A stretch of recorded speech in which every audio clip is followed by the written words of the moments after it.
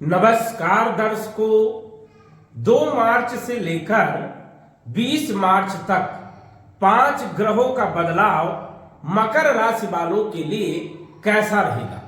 मार्च का महीना बड़ा विशेष रहेगा। ग्रहों के बदलाव से किन किन क्षेत्रों पर क्या क्या बदलाव देखने को मिलेगा, हम बात करेंगे आपके संपूर्ण क्षेत्रों के बारे में। तो आइए जानते हैं। उससे पहले यह समझिए कि यह फलादेश चंद्र राशि पर आधारित है। नाम राशि के आधार पर भी जान सकते हैं और लग्न राशि के आधार पर भी जान सकते हैं। ये जो आप कुंडली देख रहे हैं, मार्च महीने की कुंडली है। ग्रहों की स्थिति के बारे में यदि हम बात करें तो 5 ग्रहों की युति आपके धन भाव में जो है रहेगी। हालांकि शुक्र का राशि परिवर्तन 2 मार्च को हो जाएगा। 2 मार्च को आ जाएंगे मीन राशि में और उच्च राशि में गोचर करेंगे 26 मार्च तक।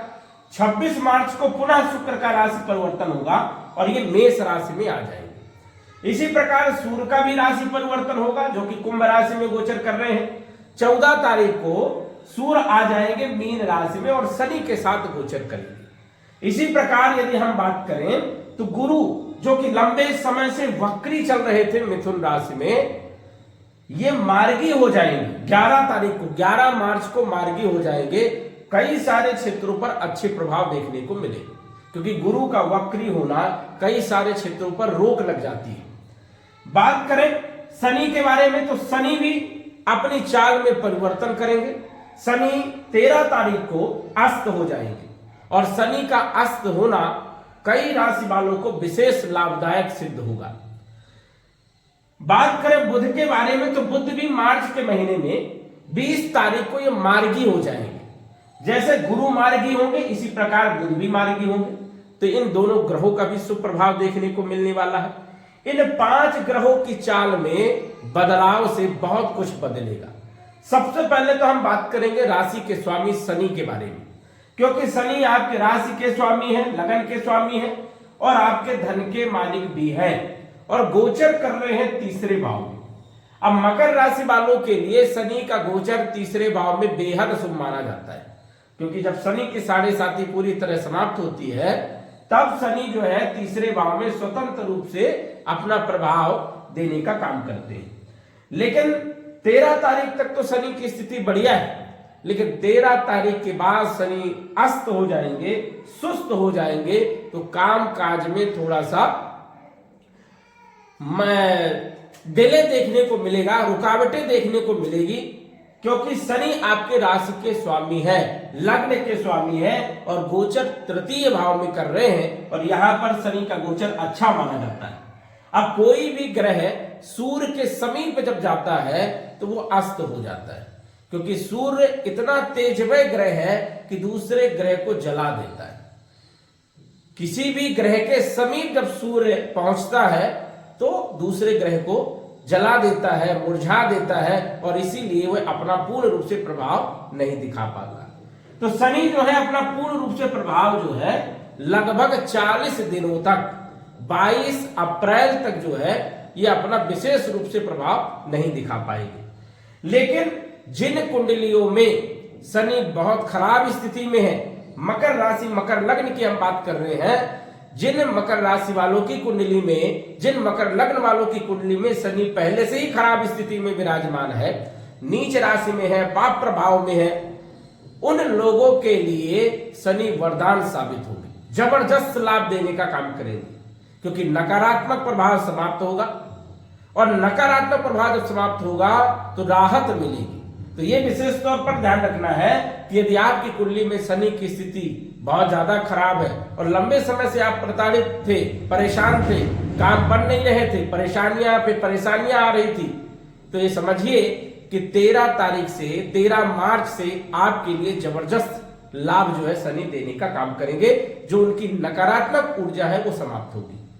शनि धन के भी मालिक है, धन के मालिक है, पराक्रम भाव में गोचर कर रहे हैं, तो धन वृद्धि करने का काम करेंगे। जिन लोगों का धन नुकसान हो रहा था, जिन लोगों का पैसा फंस रहा था, कोई भी काम कर रहे थे वहां पर रिजल्ट नहीं मिल रहा था, उन लोगों को अब रिजल्ट जरूर देखने को मिलेगा।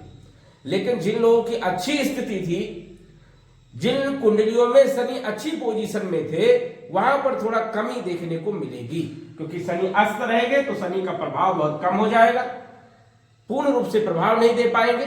तो ये उन लोगों के लिए स्थिति बढ़िया है जिन लोगों का समय बहुत ज्यादा खराब चल रहा था। लेकिन जिन लोगों का समय बहुत बढ़िया चल रहा था उन लोगों के लिए थोड़ा रुकावटें देखने को मिलेगी, थोड़ी मोड़ी परेशानियां देखने को मिलेगी, विशेष ज्यादा दिक्कत वाली बात यहाँ पर नहीं रहेगी। कुटुंब परिवार की यदि हम बात करें तो मार्च के महीने में कुटुंब परिवार की जो स्थिति है वो थोड़ा ठीक ठाक नहीं है, क्योंकि 5 ग्रहों की युति धन भाव में अच्छी नहीं मानी जाती। इस महीने बहुत ध्यान रखना है, वाणी पर विशेष तौर पर आपको ध्यान रखना है। अकस्मात धन की प्राप्ति हो सकती है, लेकिन गलत तरीके से धन की प्राप्ति हो सकती है। यदि आपने कटु वाणी का प्रयोग किया तो शत्रु पैदा होने के भी योग यहां पर बनते हैं और लड़ाई झगड़े मनमुटाव जैसी स्थितियां जो है बन सकती है। तो विशेष तौर पर ध्यान रखने की भी जरूरत है, क्योंकि द्वितीय भाव में 5 ग्रहों की युति ये बिल्कुल भी अच्छी नहीं मानी जाती। हालांकि शुक्र का राशि परिवर्तन हो जाएगा, लेकिन 4 ग्रह राहु मंगल सूर्य और बुध इनकी युति जो है यहाँ पर अच्छी नहीं मानी जाती। तो ध्यान रख करके आपको काम करना है। देवगुरु बृहस्पति आपके 3रे भाव के भी मालिक हैं और 12वें भाव के भी मालिक हैं, गोचर कर रहे हैं आपके 6ठे भाव में और 11 मार्च से ये मार्गी हो जाएंगे, बेहद लाभकारी हो जाएंगे आपके लिए। यात्राओं से आपको लाभ मिलेगा, कम्युनिकेशन वाले क्षेत्रों में लाभ होगा, विदेश से जुड़े हुए काम आपके बनेंगे, एक्सपोर्ट इंपोर्ट में आपको लाभ होगा। जिन लोगों के पास नौकरी नहीं थी, लंबे समय से प्रयत्न कर रहे थे, उन लोगों को आसानी से नौकरी मिलने के योग है। और शत्रु यदि आपके बढ़ गए थे, शत्रु परेशान कर रहे थे, ऑफिस में माहौल खराब चल रहा था, तो वहां पर स्थिति बेहतर होगी। तो गुरु यहाँ पर आपको मार्गी होने पर अच्छे रिजल्ट देने का काम करेंगे। इनकी पंचम दृष्टि कैरियर के भाव में होने के कारण कैरियर में लंबे समय से चल रही परेशानियां दूर होंगी। यदि ऑफिस में माहौल खराब चल रहा था, स्थितियां गड़बड़ हो रही थी, ऐसा लग रहा था कि मैं नौकरी छोड़ करके दूसरी नौकरी ज्वाइन करूं, तो अब आपको राहत वाली यहां पर खबर है। सप्तम दृष्टि गुरु की 12वें भाव में होने के कारण जो लोग विदेश में रह रहे हैं उन लोगों के लिए अच्छी स्थिति है, या जो लोग विदेश जाना चाहते हैं नौकरी के लिए, व्यापार के लिए, पढ़ाई लिखाई के लिए, तो स्थिति अब बेहतर है। इनकी नवम दृष्टि की बात करें तो धन भाव में नवम दृष्टि होने के कारण अकस्मात धन की प्राप्ति होना, क्योंकि गुरु ही धन के कारक है। धन की जो तिजोरी की चाबी है गुरु के ही पास है। लंबे समय से वक्री होने के कारण धन हानि, धन में कमी देखने को मिलना, आय के जो स्रोत थे वो कम हो जाना, ऐसी स्थितियां बनी थी। लेकिन जैसे ही ये मार्गी होंगे पुनः धन की स्थिति बेहतर होगी और अच्छा लाभ देखने को मिलेगा। तो गुरु का पॉजिटिव होना 11 मार्च से आपको बेहद लाभदायक सिद्ध होगा। मंगल आपके 4थे भाव के भी मालिक हैं और आपके लाभ भाव के भी मालिक हैं, गोचर कर रहे हैं धन भाव में। वैसे तो मंगल की स्थिति यहाँ पर अच्छी मानी जाती है धन भाव में। लाभ का स्वामी यदि धन भाव में बैठ जाए तो स्वाभाविक है कि लाभ से धन की प्राप्ति होगी, धन से लाभ होगा, तो ये एक अच्छी स्थिति है। लेकिन राहु के साथ यहाँ पर मंगल विराजमान है, तो थोड़ा ध्यान रखना है, क्योंकि ईगो भी बढ़ेगा, अहंकार बढ़ेगा, गलत तरीके से धन की प्राप्ति हो सकती है और उसमें कोई आरोप लग सकता है। इस चीज पर भी ध्यान रखना है। वाहन चलाते समय भी आपको ध्यान रखना है। प्रॉपर्टी यदि आप खरीद रहे हैं तो जांच पड़ताल करके ही खरीदें, नहीं तो वहां पर आप फंस सकते हैं, आपका पैसा फंस सकता है। इसलिए विशेष तौर पर थोड़ा सतर्क रहना है। लाभ तो होगा, इसमें कोई दो राय नहीं, आय तो होगी और अकस्मात लाभ जो है देखने को मिलेंगे। शुक्र आपके पंचम भाव के मालिक और आपके कैरियर के मालिक गोचर कर रहे हैं 2 तारीख तक धन भाव में, उसके बाद आ जाएंगे 3रे भाव में। दोनों ही जगह स्थिति बेहतर है। धन की प्राप्ति विद्यार्थियों के लिए समय बढ़िया रहेगा, लॉ लाइफ के लिए समय बढ़िया है, फाइनेंशियल स्थिति के लिए समय बढ़िया है, दैनिक आय में वृद्धि और कैरियर में सुधार होगा, कैरियर आपका बढ़िया रहेगा। तो ये स्थिति आपके लिए बढ़िया है, क्योंकि शुक्र उच्च राशि में 26 तारीख तक गोचर करेंगे और उच्च का कोई भी ग्रह अच्छे परिणाम देने का काम करता है। तो यहाँ पर 100% आपको अच्छे परिणाम कैरियर में मिलेंगे। प्रमोशन मिल सकता है, पदोन्नति आपकी हो सकती है और नौकरी में चल रही परेशानियां आपकी दूर होगी। तो ये बढ़िया स्थिति आपके लिए। बुध आपके 6ठे भाव के मालिक और भाग्य के मालिक धन भाव में गोचर कर रहे हैं। भाग्य से धन की प्राप्ति होगी और कैरियर में स्थिति बेहतर होगी। कुटुंब परिवार में थोड़ा ध्यान रखना है और वाणी पर ध्यान रखना है। वैसे देखा जाए तो इस महीने भाग्य का साथ आपको मिलेगा। इसके बाद सूर्य आपके अष्टम भाव के मालिक होकर के धन भाव में गोचर कर रहे हैं। हालांकि राहु के साथ सूर्य की युति सूर्य ग्रहण दोष बनाती है, लेकिन सूर्य अपनी राशि को देख रहे हैं, इसलिए यहां पर ज्यादा दिक्कत वाली बात नहीं है। अकस्मात धन की प्राप्ति हो सकती है, लेकिन कॉन्फिडेंस लो होगा।